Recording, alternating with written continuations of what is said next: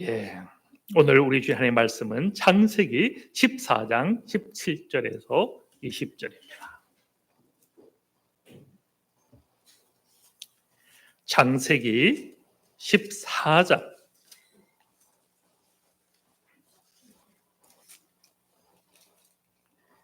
17절에서 20절입니다.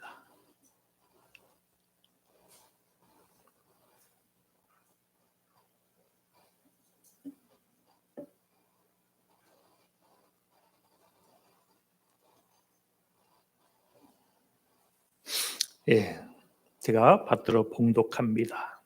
아브라함이 그돌라 오멜과 그와 함께한 왕들을 쳐부수고 돌아올 때에 소돔 왕이 사회 골짜기 곧 왕의 골짜기로 나와 그를 영접하였고, 살렘 왕 멜기세덱이 떡과 포도주를 가지고 나왔으니 그는 지극히 높으신 하나님의 제사장이었더라. 그가 아브라함에게 축복하여 이르되 천지의 주제이시요 지극히 높으신 하나님이요 아브라함에게 복을 주옵소서. 너희 대적을 내 손에 붙이신 지극히 높으신 하나님을 찬송할지로다 하매, 아브라함이 그 얻은 것에서 10분의 1을 멜기세덱에게 주었더라. 아멘. 예, 이 말씀 원고를 뒤에 뒀네요.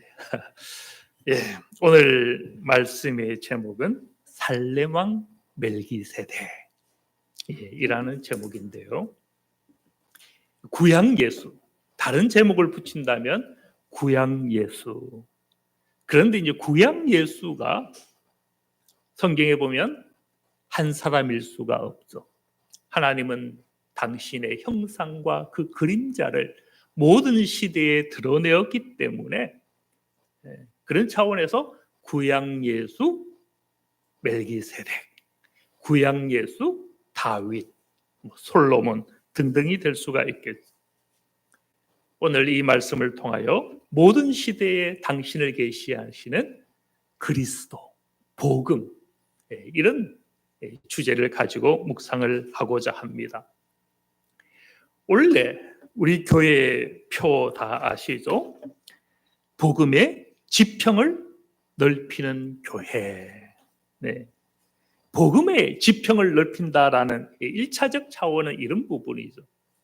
우리가 하나님의 말씀을 그동안 우리끼리 묵상하고 나누고 우리 안에서 예배만 하였는데, 이제는 이 말씀의 지평이 오프라인만이 아니라 온라인, 인터넷을 통해서 유튜브라든지 등등을 통해서 확장되는, 그래서 우리가 이 운동과 이 참여를 하자라는 지평이 있고, 더 큰 지평이 있는데 그건 일단 넘어가고, 여기서 이제 생각할 부분은 단지 방법만 확장하는 것은 되겠는가? 무엇이 더 중요하겠어요? 단지 어떤 지평을 넓히는 것보다 더 중요한 것은 그 지평 안에 담고 있는 복음의 내용의 부분이죠. 과연 무엇이 전파되어야 할까? 복음이죠, 복음. 그러면 그 복음의 내용은 도대체 무엇이어야 할까? 복음의 내용을 우리 성도님들 정리할 수 있겠어요? 복음의 핵심은 이겁니다라고 과연 우리가 확실히 말할 수 있겠는가? 그런데 그것은 성경이 보여주고 있죠. 초대교회 하나님의 복음이 전파될 때에 그 행적이 사도행전 가운데 잘 나타나죠. 거기서는 사도들을 통하여 또 바울을 통하여 복음이 증거되었는데, 그 주제의 핵심 주제를 두 가지로 이야기를 하고 있습니다. 하나는 하나님의 나라, 또 하나는 예수 그리스도. 그런데 우리가 가만히 보면 이것은 두 가지이기도 하고 한 가지이기도 하죠. 신학자들은 이 사도행전을 보면서 오늘 교회를 비판을 할 때에 이런 얘기를 합니다. 사도 바울이 혹은 주님이 증언했던 것은 하나님의 나라였는데, 교회는 하나님의 나라를 빠뜨리고 주님만 증거하더라는 것이죠. 그 말은 절반은 맞고 절반은 틀린 겁니다. 절반이 맞다라는 것은 하나님의 나라를 뺀 채 주님만 증거하면 그 핵심 내용을 보면 예수 믿으면 구원받는다, 이것뿐이더라라는 거예요. 하나님의 나라가 있으면 그 나라는 무슨 나라입니까? 그분이 통치하는 나라죠. 통치할 때 무엇으로 통치하겠습니까? 그 나라와 그의 공의를 구하라라고 말씀하신 것처럼 그분의 정의와 그분의 사랑과 그분의 인격과 이 모든 걸 통해 통치하는 그 나라. 하나님의 나라가 강조되면 우리 삶이 달라질 수밖에 없죠. 성령이 통치하고 그 사랑이 지배하고 그 섬김이 다스리는 나라를 우리가 경험한다면 우리 삶이 새로워질 수밖에 없는데, 그 나라를 빼버리고 주님만 강조하다 보니 무엇한다는 거예요? 교리적인 신앙으로 그치더라라는 거예요. 신학자들이 그걸 비판을 한 거죠. 하나님의 나라와 주님을 함께 나타내야 된다. 근데 이게 절반이 맞다라는 것은, 이것은 두 가지의 문제는 아니기도 하다. 무슨 얘기인가 하면요, 주님 없는 하나님 나라를 우리는 이야기할 수 없는 거예요. 주님이 증거되는 곳에 하나님의 나라가 나타나는 거죠. 각각의 문제가 아니더라. 주님의 사랑에서 우리는 그 나라를 볼 수 있는 것이고, 주님의 성령의 그 사역을 통하여서 도래하고 있는 하나님의 나라를 우리는 맛볼 수가 있는 거죠. 주님의 비유가 다 무엇이었습니까? 하나님 나라의 비유였죠. 주님과 그 나라는 같이 있는, 각각 선택적인 것은 아니더라. 일단 그렇고, 두 번째 넘어가면 세 번째입니까? 복음의 지평에서 복음의 내용, 그러면 방법, 이 복음은 어떻게 전했는가? 사도행전에 보면 강론 가르침이었다. 그래서 우리 사도행전을 읽어보면요, 강론하니라, 강론하니라, 강론하니라, 강론했다라고 이야기합니다. 회당에서 강론하였고 두란노 서원에서 날마다 강론하였죠. 네 번째, 강론할 때에 그 복음을 담아내는 양식은 무엇이었는가? 그러니까 강론을 했잖아요. 가르쳤잖아요. 그런데 무엇을 핵심적으로 가르쳤는가? 이것인데요, 사도행전을 잘 읽어보면 베드로의 설교이든지 사도 바울의 설교이든지 항상 핵심은 뼈대는 이것이었어요. 바로 죽으시고 부활하신 이 그리스도는 낯설게 갑자기 된 사역이 아니라 모든 선지자들이 증언하였던 구약에서 이야기한 것이다. 그래서 저들이 복음을 초대교회에 나타낼 때의 방식은요, 구약과 신약은 하나다, 이것을 나타낸 것을 보게 됩니다. 그러면 우리가 전도하는데 생각해 보세요. 구약을 모르는 사람들을 붙잡고 구약과 신약이 하나다라고 이야기하면 예수님이 증거가 되겠어요? 초대교회에 증거했던 그 대상들이 누군가를 가만히 보면 유대인들이었거든요.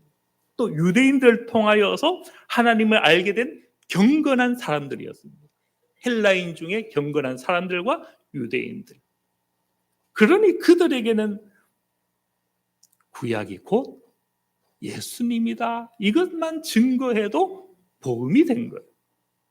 그렇게 복음이 확장되었는데요, 제가 오늘 이 이야기를 길게 하는 이유는 바로 그러면 오늘 우리가 묵상하는 이 본문에도 복음이 있는가? 우리 지금 창세기 14장을 하고 있잖아요. 전쟁 이야기와 전쟁이 끝이 난 다음에 어떤 일이 벌어졌는지, 이 멜기세덱과 아브라함이 만난 이 사건을 오늘 우리는 하고 있습니다. 과연 여기에도 예수 그리스도는 계시되고 있는가? 창세기의 주제도 예수님인가?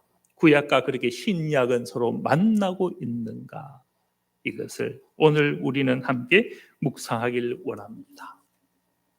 창세기 14장 17절에 보면 이렇게 말씀하죠. 아브라함이 그돌라오멜과 그와 함께한 왕들을 쳐부수고 돌아올 때에 소돔 왕이 사회 꼴짝이 곧 왕의 꼴짝이로 나와 그를 영접하였고. 갑자기 이 본문이 나타나니까 우리가 지금 건너뛴 게 뭔가 하면 14장 1절과 16절이거든요. 거기 보면 전쟁의 이야기가 있어서 건너뛴 겁니다. 결국 오늘 본문에 연결되는 건데 염해, 우리가 알고 있는 이 사해. 우리 권사님들 성지순례를 하셨는지 모르겠습니다만 못했어요. 힘이 있을 때 한번 가셔야겠네, 저하고. 저도 못했는데. 이 사해, 이 주변에 이 전쟁이 일어난 거예요. 위에 보면 5 나라의 연합된 왕과 또 4 나라의 연합된 전쟁이 일어난 거예요. 그 한쪽에 누가 있었는가 하면 롯이 살았죠. 소돔과 고모라 그 지역에. 그런데 누가 졌습니까? 소돔과 고모라 소속 연합군이 전쟁에 진 겁니다. 전쟁으로 침으로 말미암아 롯도 포로가 되어 끌려간 거죠. 이 소식을 히브리 사람 아브라함이 들은 겁니다. 듣고 아브라함은 집에서 길린 318인과 더불어, 근데 318인 가지고 5 나라, 4 나라의 그 연합군을 막을 수 있겠어요? 빼앗을 수 있겠습니까? 아브라함은 마므레와 에골 몇몇 동맹한 지역 사람들과 더불어서 그 전쟁에 참여하였고 결국 이겨서 돌아왔죠. 그 이후의 이야기가 바로 17절 이하입니다. 그런데 여기 보면 놀라운 사람이 등장을 하는 거죠. 18절에 살렘왕 멜기세덱이 떡과 포도주를 가지고 나왔으니 그는 지극히 높으신 하나님의 제사장이었더라. 살렘왕 멜기세덱이 여기 등장하고 있더라라는 겁니다. 우리 성도님 여기서 18절에서 19절 그리고 이 20절 안에서 그리스도의 그림자 그 징표를 찾아볼 수 있겠느냐라는 겁니다. 그 살렘 왕이 아브라함이 무엇합니까? 축복하죠. 천지의 주제시오 지극히 높으신 하나님이여 아브라함의 복을 주옵소서. 너를 대적의 손에 붙이신 지극히 높으신 하나님을 찬송할지로다. 좀 뭔가 이상하지 않습니까? 도대체 이 사람은 누굽니까? 어떻게 하나님의 이름으로 아브라함을 축복하고 있는가? 심지어 아브라함은 그 얻은 것에서 10분의 1을 누구에게? 멜기세덱에게 주었더라. 이방 두 연합국의 전쟁에서 아브라함이 전쟁에 이기고 포로된 모든 것을 회복하고 취하고 그 상황에서 빼앗겼던 한 연합국에 멜기세덱이라는 왕이 있는데 그가 소개되기를 하나님의 제사장으로 소개되고 심지어 아브라함을 축복하고 누구의 이름으로? 하나님의 이름으로. 또 아브라함은 그에게 11조를 주더라. 신비요 신비인 것. 도대체 이 멜기세덱은 누구인가라는 겁니다. 이 묵상을 우리가 지금 하길 원하는데요. 잘 넘어가네요. 히브리서 5장 11절은 이 멜기세덱에 대해서 이렇게 이야기합니다. 본문을 잠깐 지나서 이 히브리서가 너무 이 설명을 잘 하고 있기 때문에 우리는 이 히브리서를 통해서 한번 묵상하길 원합니다. 멜기세덱에 관하여는 우리가 할 말이 많으나 너희가 듣는 것이 둔함으로 설명하기 어려우니라. 많지만 설명을 어떻게 하겠다는 겁니까? 조금 하겠다라는 거죠. 네. 그렇게 보면 이 히브리서에서 설명하고 있는 걸 오늘 제가 잠깐 하고 거기 빠진 것을 또 설명할 것인데 그렇게 보면 그 빠진 게 이 히브리서 기자도 알고 있는 것일 수 있겠네요. 그렇죠? 예. 듣기 둔함으로 일부만 한 것이니까. 그래서 7장 1절부터 비로소 이 히브리서 기자는 멜기세덱에 대해서 소개하고 있는 걸 보게 됩니다. 이 멜기세덱은 살렘 왕이요 지극히 높인 하나님의 제사장이라. 이런 왕을 쳐 죽이고 돌아오는 아브라함을 만나 복을 빈 자라. 어떻게 소개합니까? 지극히 높으신 하나님의 제사장이라. 바로 여기서 우리는 당장 문제가 됩니다. 우리 창세기 했잖아요. 처음에 무엇이 있었습니까? 창조가 있었죠. 태초에 하나님이 창조 사역이 있었고, 창조 이후에 타락 사건이 있었죠. 아담과 하와가 선악과를 따먹고 타락했더라라는 것이죠. 그리고 세월이 흘러서 바벨탑 사건이 있었고, 그것에 대해 하나님이 진노하심으로 노아 홍수가 있었죠. 그리고 세월이 흘러서 그 중에 하나님이 누굴 만나셨습니까? 아브라함을 만났죠. 아브라함을 만나서 그를 복으로 삼고 그로 말미암아 천하 만민이 복을 줄 것을 말씀하셨죠. 그러면 하나님의 백성이 되는 길은 아브라함을 통하여 그로 말미암아 모든 이방이 복을 받는, 아브라함 이외에 다른 통로가 없어야 될 것인데, 오늘 본문은 아브라함 이외에 또 다른 한 사람 멜기세덱을 하나님의 제사장으로 소개하고 있더라라는 이 신비를 우리는 어떻게 이해할까? 바로 그 멜기세덱이 오실 메시아의 그림자. 그는 그렇게 하나님의 제사장이 됨으로써 오실 메시아도 그렇게 신비적인 다른 통로로, 레위의 후손도 아니고 이 세상의 제사장의 그 통로를 통해서 오지 않는 다른 방식으로 주어지는 메시아, 하나님의 제사장, 대제사장인 그리스도를 나타내고 있는 것을 우리는 여기서 보게 되는 것이죠. 여기서 우리가 생각할 것은 많죠. 도대체 이 멜기세덱은 어떻게 하나님을 알게 되었을까? 아브라함을 떠나서도 어떻게 하나님을 발견하는 것이 가능했을까? 그렇게 보면요, 오늘 우리는 교회의 선교를 이야기하지만 신학자들은 하나님의 선교를 이야기하거든요. 교회를 넘어 있는, 성령님은 교회에 갇히지 않고 교회를 떠나서 온 땅 가운데 당신의 인재를 나타내시, 그런 차원에서 하나님의 선교를 이야기합니다.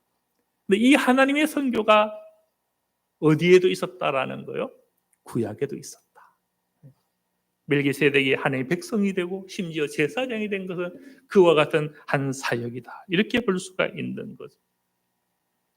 그러나 오늘 일단 본문의 관점에서 보면 바로 이 멜기세덱이 구약 예수, 예수님의 그림자이기 위하여 하나님은 그를 만나시고 택하시고 부르시고 그를 아브라함에게 보내시고 그렇게 당신의 영광을 오실 메시아의 그림자를 그를 통해서 보여주고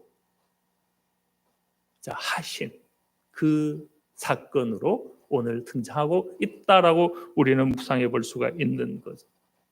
이 멜기세덱이 무엇을 했습니까? 아브라함을 만나 복을 빈 자라. 복을 빌었다. 복을 비는 자가 높습니까? 복을 받는 자가 높습니까? 이 히브리서 7장 7절은 이것을 분명하게 해석을 하죠. 논란의 여지 없이 낮은 자가 높은 자에게서 축복을 받느니라. 그러면 아브라함과 멜기세덱이 만났는데 누가 더 높은 거예요? 아브라함이 아닌 거예요. 믿음의 조상이라고 알고 있는 이 아브라함을 이야기하면 다윗조차도 아브라함의 허리, 모세 다 허리입니다. 구약에 말할 수 없는 왕 중의 왕 다윗도 아브라함 앞에서는 그 허리에 위치한 자인 것이고, 모든 지도자 중에 하나님을 얼굴을 보았고 대면하여 보았던 그 누구도 모세조차도 이 아브라함 앞에서는 어떤 의미에서 아무것도 아니죠. 그런데 그 모든 믿는 자의 조상인 이 아브라함조차도 멜기세덱 앞에서는 축복을 받는 영혼이 될 뿐이더라라는 것을. 바로 그렇게 멜기세덱은 예수 그리스도의 예표요 그림자로서 지금 아브라함을 만나고 있더라라는 거예요. 아브라함은 여기서 그리스도를 발견한 거예요. 그런 까닭에 11조를 드린 거예요. 지극히 높으신 하나님의 제사장이라 이 복을 빈 행위를 가만히 보면요, 우리가 오병이어에 보면 그 떡을 주님께서 나누어 주실 때 먼저 무엇을 하십니까? 축도하시죠. 축복 기도를 하셨거든요. 주님께서 최후의 만찬에서 제자들과 떡과 잔을 나누실 때 먼저 무엇을 하셨습니까? 축복 기도를 하셨다. 바로 멜기세덱의 이 행위가 오실 그리스도의 사역을 보여주고 그렇게 주님의 그림자가 되는 것을 우리는 확인을 하게 되는 것이죠. 그리고 히브리서 7장 2절은 이렇게 이야기하죠. 아브라함이 모든 것의 10분의 1을 그에게 나누어 주니라. 아브라함은 이 멜기세덱 앞에 그냥 성도일 뿐인 것. 우리는 성도로서 교회 앞에, 다른 구약에서는 제사장 앞에, 그렇게 하나님 앞에 11조를 드리잖아요.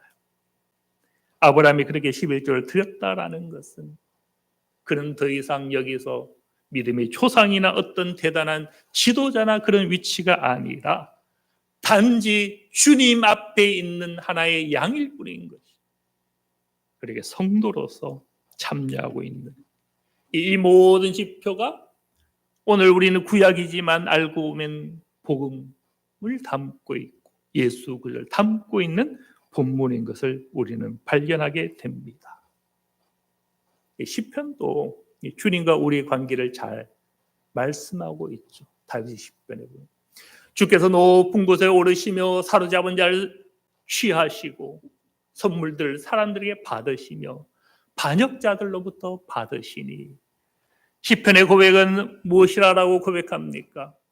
하나님이, 그 주님이 이 땅 가운데 당신의 전쟁을 통하여 포로 잡은 자를 취하시고, 포로를 취하면 무엇이 따라옵니까? 포획물이 따라오죠. 우리는 사실 성경을 읽을 때나 역사를 볼 때에 전쟁에서 왜 그렇게 금은 보화가 많이 나올까? 예.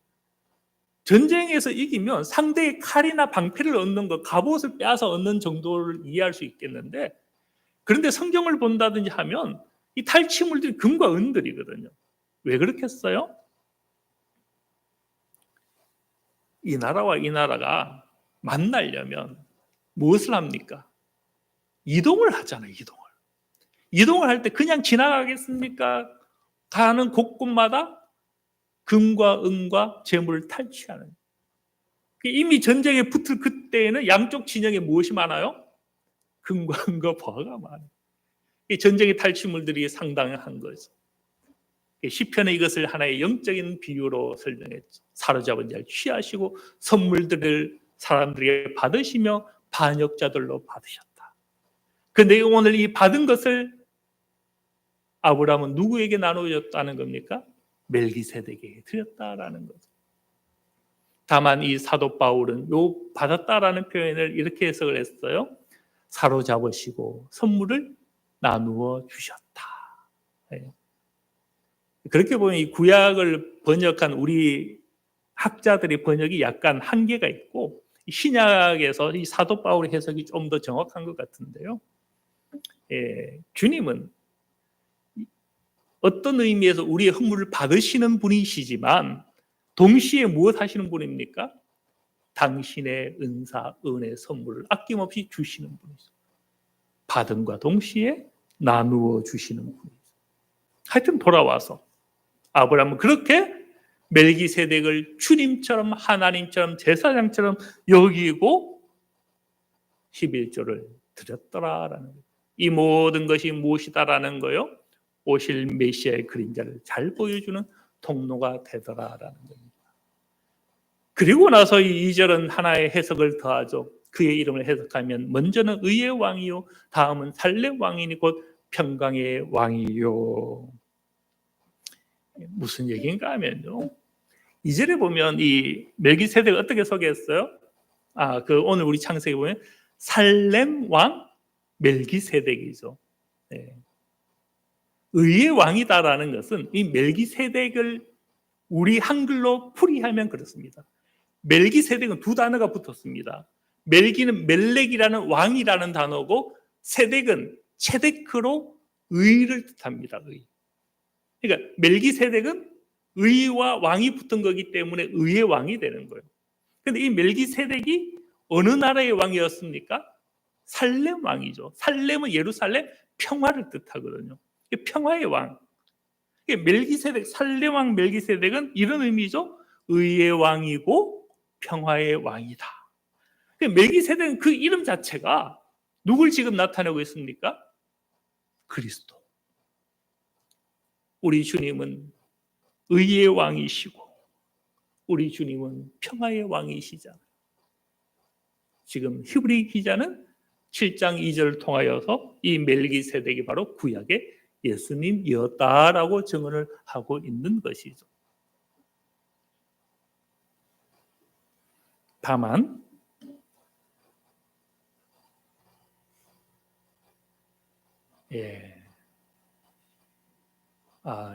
여기서 제가 빠졌는데, 이 의의 왕은 다르게 해석을 하면 정의의 왕으로도 해석을 할 수 있습니다. 제가 이 해석을 굳이 하려는 이유는, 우리가 의의 왕이다 하면 무슨 의를 생각할 수 있는가 하면 구원의 의를 주시는 왕.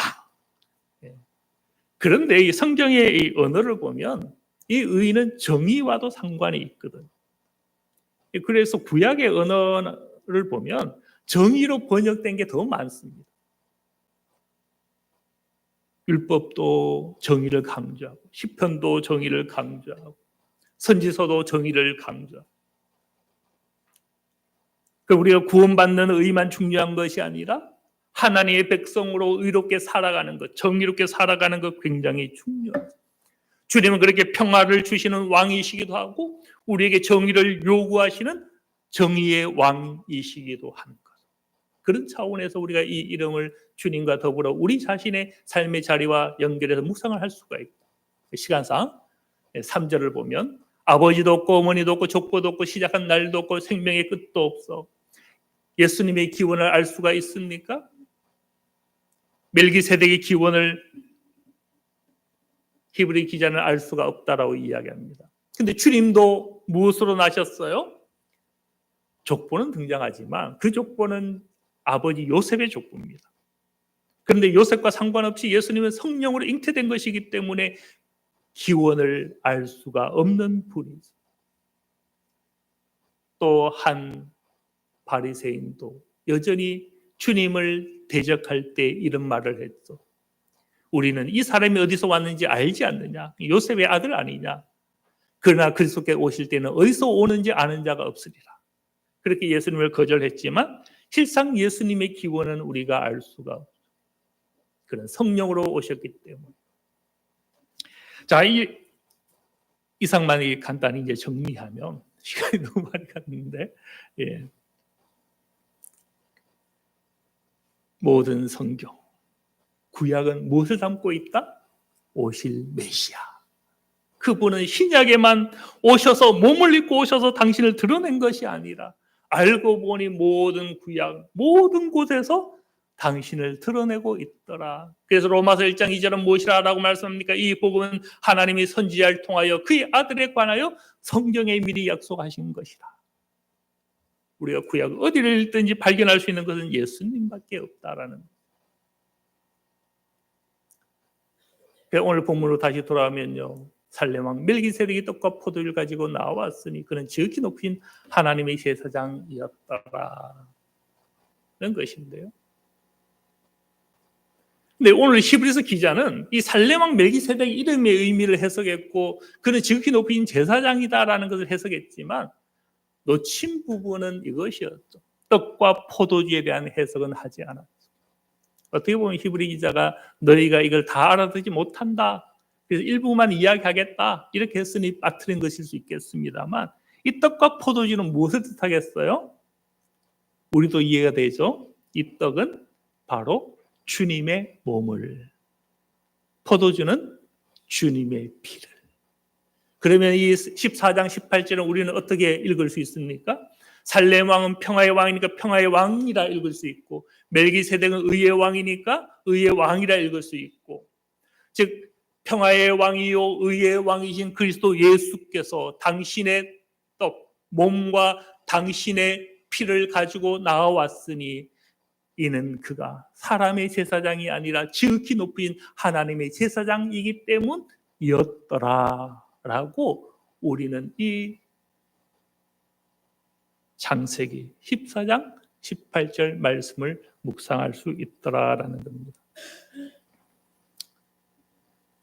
왜 구약에도 주님이 계시됩니까? 아브라함이 구원받는 것은 율법으로 되는 것이 아니라 아브라함도 예수님을 통하여 구원받는 것이고, 아브라함이 구원받는 것도 마찬가지입니다. 아브라함은 율법 전의 사람이잖아요. 율법으로 말미암아 아브라함이 구원을 받을 수가 없는 거예요. 아담 마찬가지.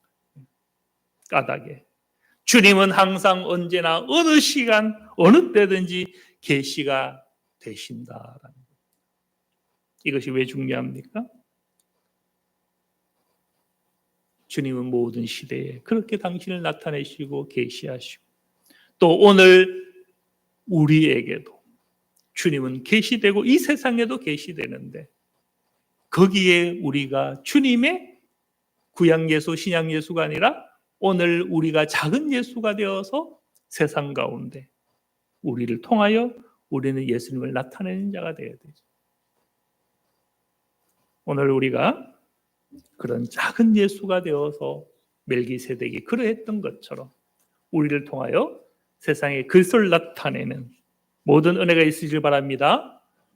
그리고 하나님의 말씀을 묵상할 때마다 시편을 묵상하든지 율법서를 묵상하든지 창세기나 역사서를 묵상하든지 거기서 예수님을 발견하는 저와 여러분들 다 되시길 바랍니다. 기도합니다.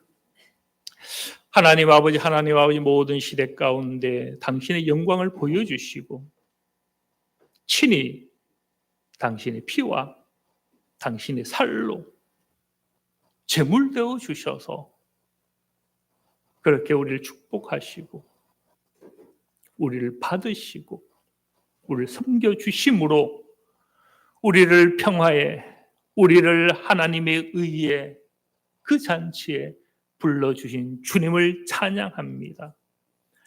이것을 나타내는 통로로 저 멜기세덱이 쓰임 받았던 것처럼 우리도 이 땅 가운데 주님을 드러내는 통로로 참여하는 은혜가 있게 하여 주시옵소서. 모든 것 감사드리며 예수 그리스도의 이름으로 기도드립니다. 아멘.